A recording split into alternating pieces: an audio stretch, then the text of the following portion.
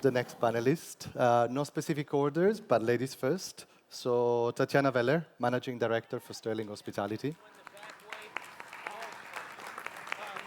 Marvin Albali is Head of F&B for Arenco and author of the bestseller, The Ultimate Guide to Success in the F&B Industry. Congratulations for the success. Max Grenard, F&B Director in WASL Hospitality, and Didier Souillat from Global Business Development of F1 Arcade. So thank you very much for your time today. It was very interesting to listen to Mike earlier, and you see how things have changed a lot. We also see that from the people of Grant, even earlier to our presentation. The F&B market, the F&B segment has changed completely in the last few years. We got new hotels. There has been an increase in F&B venues inside and outside of hotels. We have seen the creation of F&B destinations within cities. In Dubai, the Palm or the IFC are two very good examples. But for example, in Abu Dhabi, you have Yas Bay, you have Mamsha, you have also Al Khana that is coming up. So from that perspective, it seems that the trend is that people will prefer to go wining and dining and spend your F&B money outside of hotels. So if that trend continues and you add up Deliveroo and Talabat and all the other options, we will definitely going to be having lots of F&B square meters within our hotels that are not going to be necessary anymore. Combine that with the entertainment aspect that people from Grant were mentioning earlier and how the F&B game has really stepped up. You need to have specialized marketing, specialized database, and so on. So what would be, and maybe for you, Marvin, what would be, I would say, a sort of a decision-making scenario that you would consider from an asset management perspective? Which scenario would you put into place? Sure. Let me begin. I think in the industry today, there are about 4 to 5 models on operating restaurants. You either create your own concept, or you get a concept in a box from your parent company, or you become a franchisee of a certain brand, or you partner with a chef, or you lease it out. From a performance standpoint, and I know we're short on time, I'm just going to touch on 2 things that we do in our group and that I would recommend for the industry. From a profitability standpoint, we mandate that we deliver at least 30% per outlet. We all know that profitability in the hotel industry is somehow inflated because the hotel restaurants don't pay rent, they don't pay utilities, they don't pay repair and maintenance, they don't pay. So what we do, we take the P&Ls and we reconstruct them to show the true profit. Earlier, you've seen a slide showing 45% profitability. For me, these numbers are way higher than the true numbers when you look at the P&L. That's one aspect. And one other aspect on the marketing side. So our approach is to do independent restaurant marketing approach. And maybe the key point here is LSM, local store marketing, because lots of hotels don't even do local store marketing. I know I'm short on time, so that's what I have for now. All right, fantastic. So focusing on maybe the first 2 options, which would be the franchise and create your own restaurant concept, what would be your takeaways? I mean, you've done that within your group. Yeah. What would be the pros and cons for each, and what would be the best practices for the group? Actually, we're very fortunate with our franchising and the franchises that we have. And if I am to recommend anything to the audience on a franchising standpoint, I would say do your due diligence, because franchising is a long-term commitment and very difficult to get out of. So I would always interview all the department heads of the franchisor. I would understand their marketing strategy, their growth strategy. And once you pay 5 to 8% royalty, you need that return on investment. So you need to ask the following questions. Are you giving me new menu items every quarter? Do you have cutting edge, and I underline cutting edge, training programs? Are you giving me new marketing collateral? A lot of people sell franchises, with all due respect, but once you sign the franchise, you get none of the service. So it's really key that you get that top-notch service from any franchisor that you sign up with. I mean, that's definitely true. I remember I've done some franchises in the past. Some were extremely successful. We had a complete return on investment in like 10 months, which was like the best case ever. And in some cases, we never got the return on investment. So clearly, we need to also to understand if the brand fits in that local market, to understand if there's going to be some traction, and if that brand has a huge amount of followers that actually get attracted to that specific venue. Going to your second concept, which is creating your own restaurant concept, what would be the pros and cons? Yeah, and this one, you know, I've written a book on running restaurants and hotels, and I could talk for hours about this, but running your own restaurant at a hotel really has to be exactly like independent restaurants. You gotta do LSM, you have to activate the outlets, you have to be in the neighborhood, in the catchment area, build the community, and you have to think a little bit non-traditionally. Earlier, the gentleman spoke about delivery. I would do delivery, I would do online ordering, I would do takeout orders, I would do social catering, business catering. I will just explore and explode every single avenue of making money. That's how I would operate it. Absolutely true. Is there anything that you would step up the F&B game on in terms of either design or concept of menu? What do you think are the top 2 or 3 ideas to create your own concept? Sure, from creating your own concept, I love what Chris said earlier, operate with smaller menus. A lot of people fall into a variety trap. I want a large menu because of variety. Actually, that kills your P&L, that kills your consistency, that kills quality. Smaller menus is much better. Play the game just like independent restaurant with marketing. It's not about spending a ton of money. It's about spending a small amount of money, but being more on the personalized marketing. Bounce back cards, going to the community, going to embassies, going to businesses. That's how I would approach it. That would be my approach, yeah. All right, thank you very much. And Max, going back to the other 2 concepts that Marvin has discussed, which is partner with a renowned chef, or maybe lease out some of the outlets that we've also seen from the people of Grant. What would be your takeaway? I would say that before partnering with any celebrity chef, it's very important to do, as I was saying, a proper due diligence of who is this celebrity chef. Is it a chef that is hungry to come to the market and he wants to prove his passion, and that's the right guy to work with? If that celebrity chef, unfortunately, is already a celebrity, but too much with a big S, is the wrong guy. And the UAE show it the last 10 years. Now, finally, it become normal, but where big name came, I don't need to mention them, and they all fell one after the others because they came with the big C capital letters, but not bringing what is the real talent of a chef, the passion, the food, what your customer is coming for.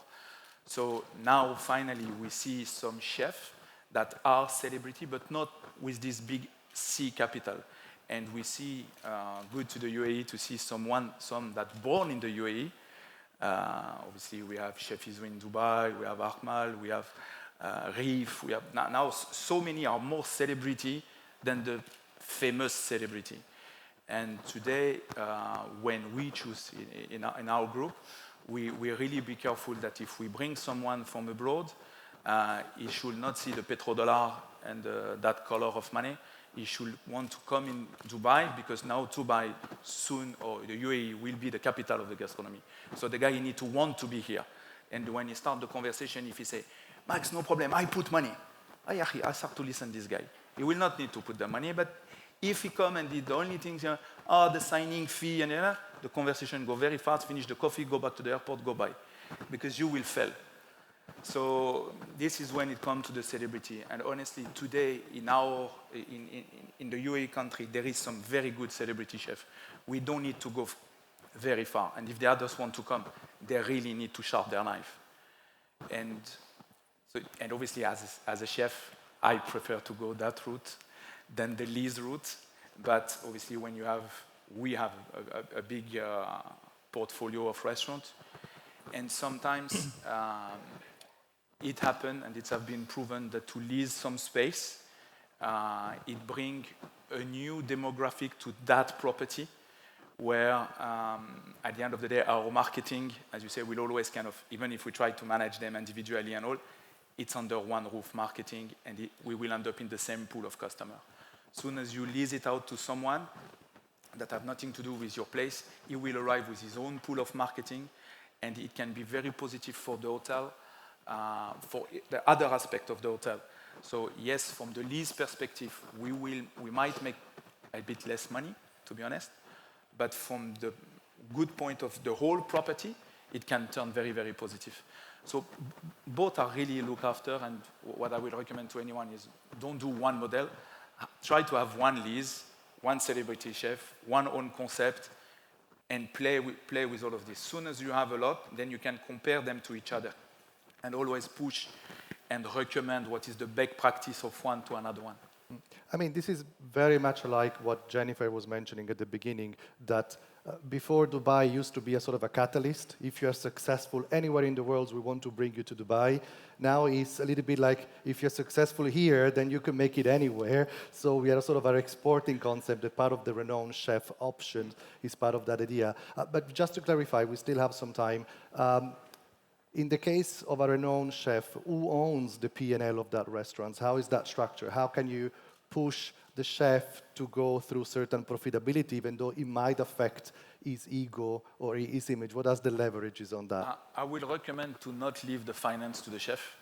This is where it starts to go wrong. Unfortunately, we even us in our operation, we do this mistake. We bring the chef and we start to make him talk how much money you're going to make, what's the ROI, and what's your food cost. The guy doesn't know. If he say he knows, he's lying.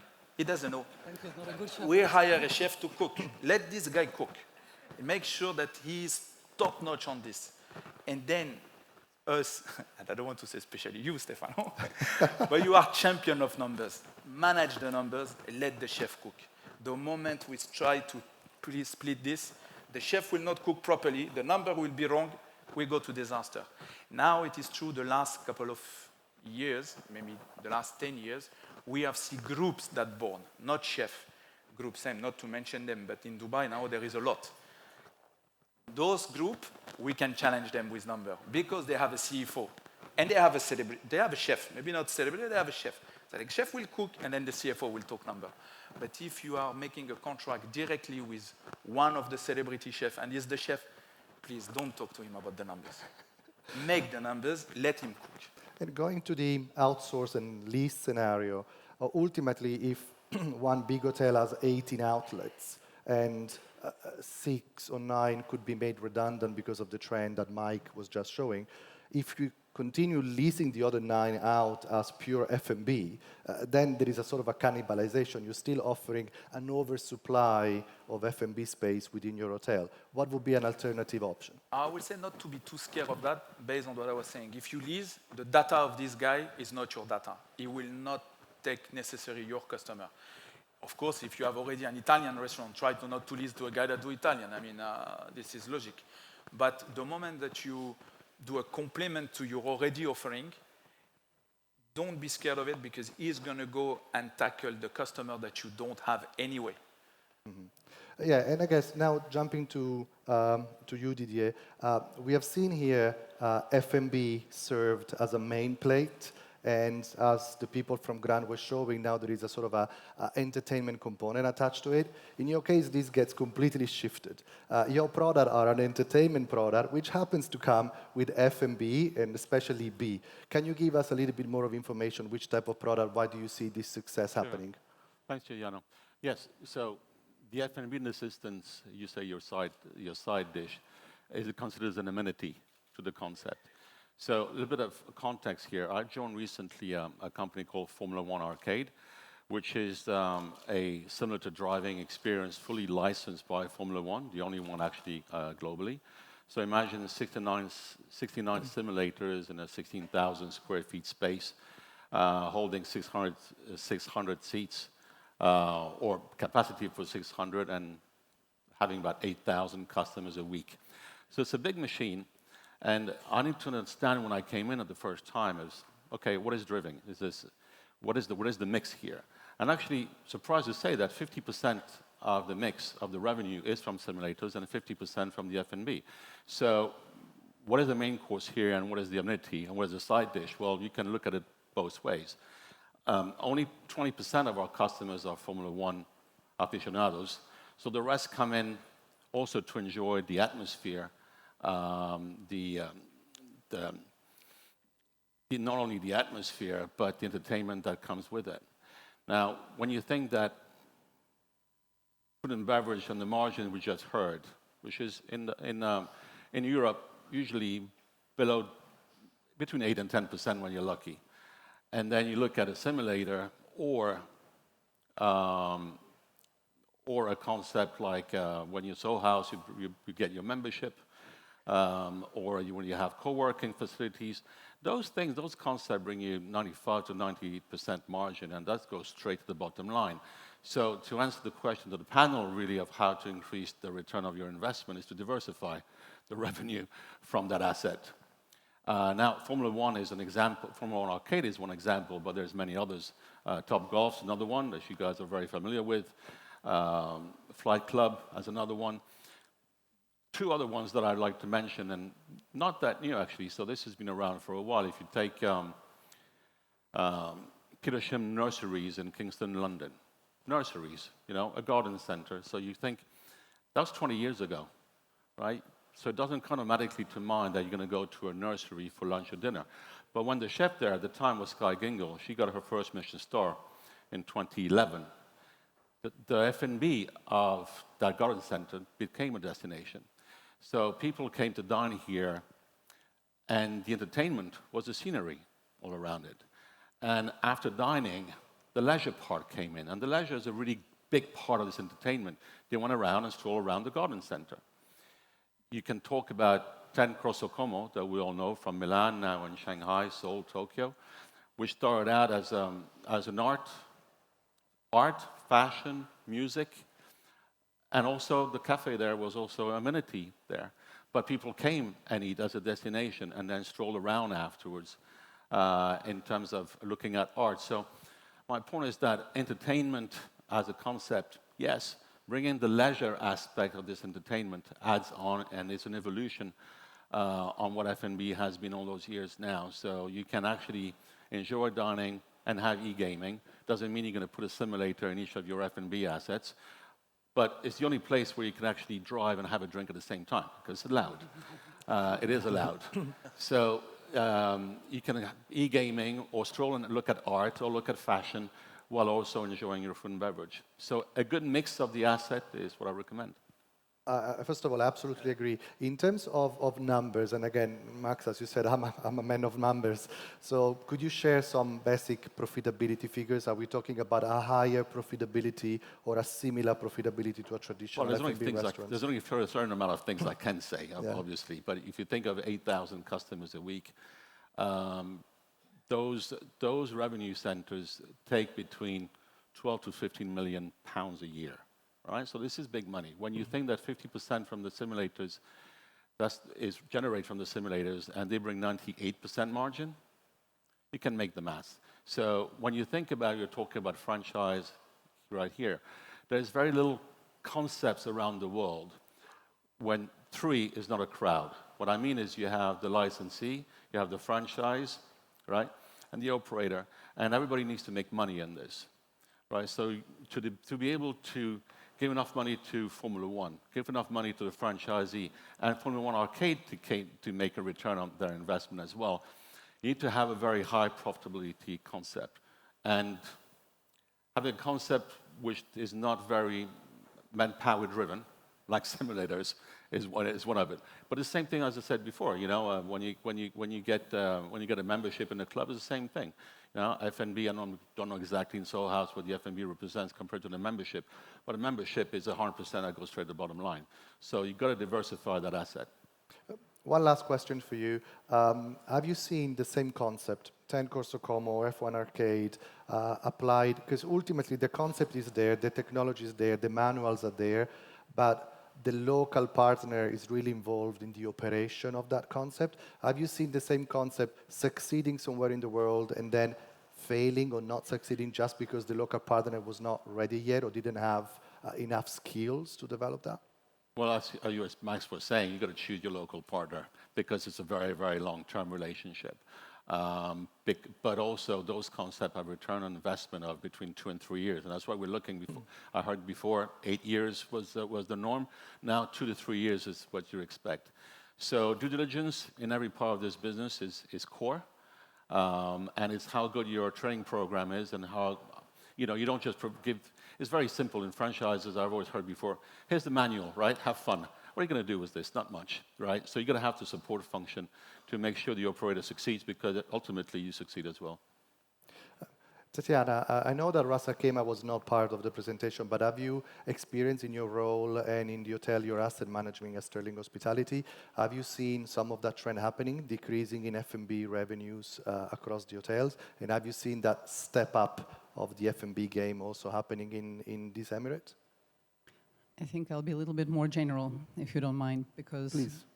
Well, first of all, as asset managers, usually people either love us or hate us. There's no middle ground in this, because we are those boring people that ask the most annoying, horrible questions that everybody hates, especially the chefs, as well as some of the inspiring managers I think of lots the food of and people in beverage. the audience can relate to that.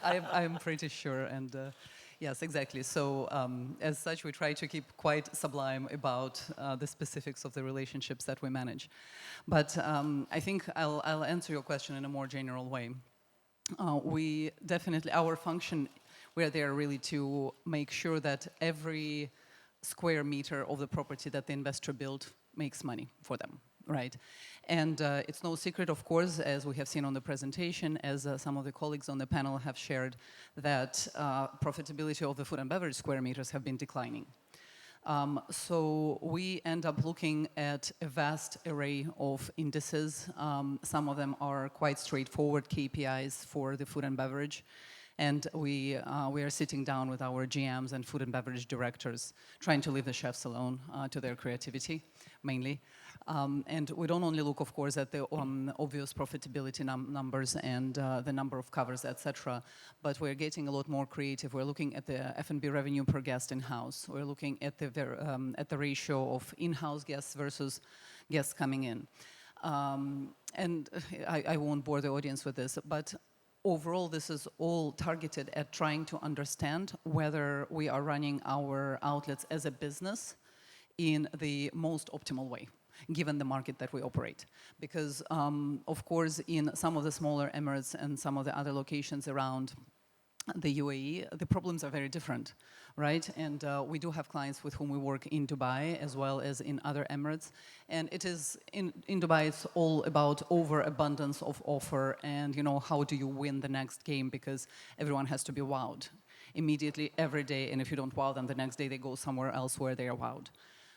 In other places, it's somewhat different. In other places, we're dealing with the lack or the poor offering. Also, being in this market, I think what didn't yet come up here in this conversation is the issues of labor. Because your outlets are only as profitable and you can only deliver the wow effect to the extent that you can bring the right people in. And it has been a huge issue here, and it continues being a huge issue. Yes, our margins are good, but it's still difficult to hire high quality that can deliver that wow effect and that can deliver that service. So with that, I'll share a couple of examples on a no-name basis. When things go wrong, I'll start with the bad and I'll move to the good.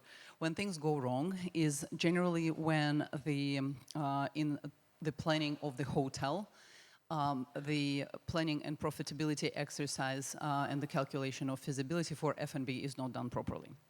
As well as when you don't measure up what is going to be the segmentation in your hotel. And I apologize to the restaurateurs in the room, because this is probably not going to make much sense.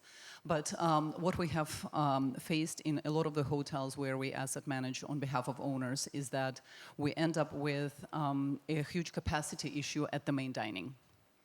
And after you've built it, you can't really do anything about it.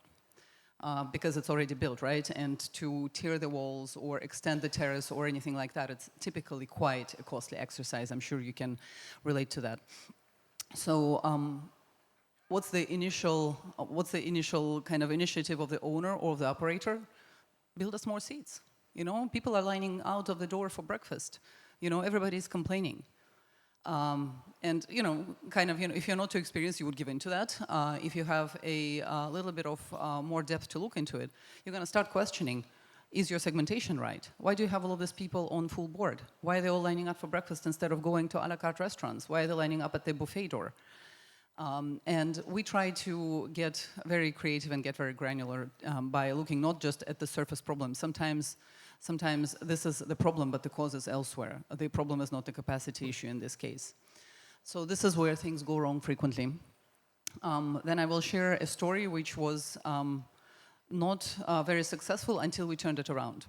And then it was a success. So we had an outlet in one of our hotels, which was franchised and managed by an outside partner. So this thought already came up here. Choose your partner right. Make sure that the franchise and management agreements are set up in a way that they protect both sides, that the division of responsibilities is crystal clear, and do all of your due diligence, whether the partner that you have chosen is able to operate in the geography where you want them to operate, whether they have experience operating there, etc. So long story short, things weren't going very well because we had a partner from a major market who wasn't aware of how things run in a smaller market where we brought them to. There was a lot of bad air created between the two parties. But at the end of the day, the solution was found. We pretty much took over the operation and we kept the brand. Because the brand was great, the concept itself was great, the menu was wonderful, the vibe the design was amazing, the vibe that was created was great. But the friction between the operations by the outside operator and the main operation of the hotel was tangible. And it was pretty hard to tolerate, and it created a lot of issues for the guests because the place had a party vibe, and we had it in a family-oriented hotel. So after we took it over, it was very easy for us to mitigate all of these issues, and we were able to refocus more on the local clientele with the help of the hotel operator that was in place. And then I'll share a very successful story, which was created in one of the two major markets, Dubai and Abu Dhabi, one of those, where we had a hugely successful five-star luxury hotel, which was doing extremely well. The only problem was that it was having very little outside food and beverage revenue, meaning people weren't coming in. Only people who were in the resort, it's a resort hotel, only people who were in the resort were using the resort F&B outlets.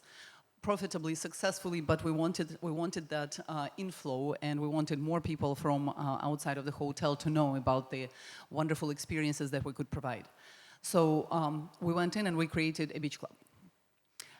We didn't go with any outside operator. We created a beach club, and we brought in a very professional promoter.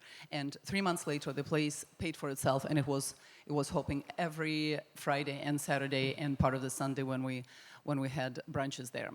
So it is, I think, kind of to wrap it all up, it is about looking very granularly at what the KPIs tell you and about trying to determine whether the problem that you're seeing on the surface is a problem or and what is its cause. Is it as it seems, or is it somewhere underneath? Mm-hmm. So I think this is I'm fully with you, and I really like the idea that you mentioned about this all-day dining. We have an all-day dining that basically is used for breakfast only, so the word all-day dining, I guess, should be changed because it gives a misrepresentation of what the outlet really is. And as we have still a couple of minutes, I just want to tell a story, which for me was a little bit of an eye-opening. And I can mention names because it's on Booking.com. I was in New York City last week at the Moxie Times Square. Very expensive rate, it was around $300 a night. But at a check-in, the nice lady told me all our guests enjoy a $30 US credit F&B, either in the second floor pub or in the bakery next door.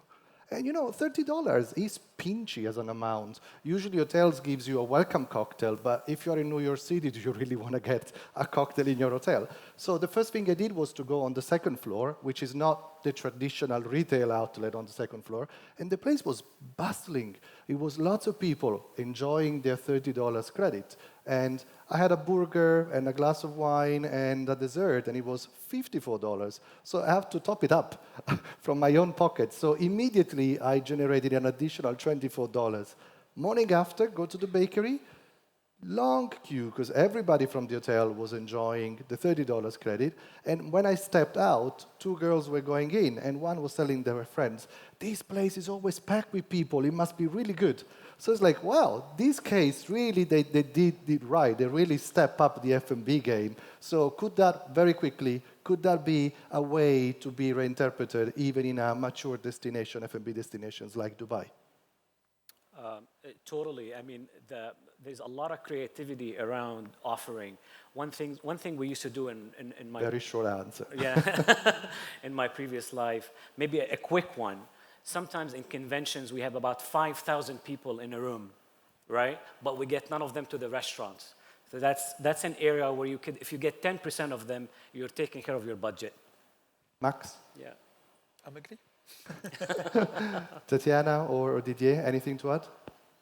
No, I think it's a really, really good point. And then you got two different options: is you run that bakery, or you sell it to somebody else, then you charge them a big, huge rent. Yeah. As you Correct. said. Yeah. I'll just have a very short asset manager's answer.